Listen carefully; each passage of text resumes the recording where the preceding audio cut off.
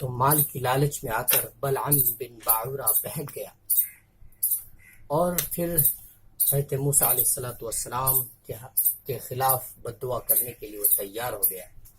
اس نے بد دعا کرنے کی کوشش بھی کی، لیکن اللہ تبارک و تعالیٰ نے ایسا کیا کہ اس کے زبان سے بجائے بد دعا کے الفاظ کے دعا کے الفاظ نکل گئے، اور اس طریقے سے وہ حضرت موسیٰ علیہ السلام کے خلاف بد دعا نہ کر سکا۔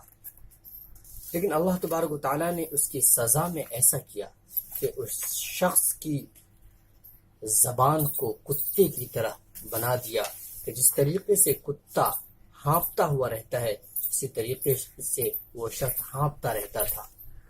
اور گویا اللہ تبارک و تعالیٰ نے یہ بتا دیا کہ کبھی بھی انسان جب مال کی لالچ اور حرص میں پڑ کر حق کے راستے کو چھوڑتا ہے تو اس کا حال ایسا ہی ہوتا ہے، خاص طور پر وہ جو رشوت خور ہو۔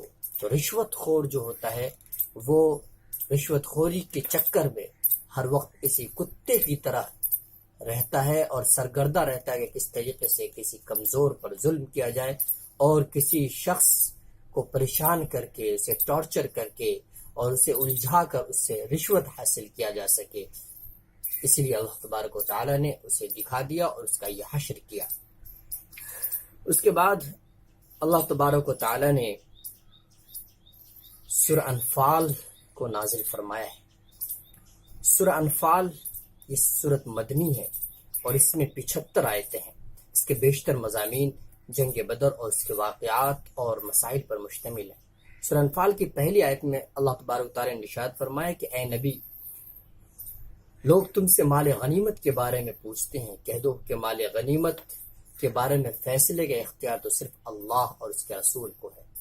مال غنیمت اس مال کو کہا جاتا ہے کہ جنگ کے اندر دشمن کے جو مال ہے وہ جو ہاتھ لگے اسے مال غنیمت کہا جاتا ہے۔ اس کے بعد جنگ بدر کا اس کے اندر تذکرہ ہے۔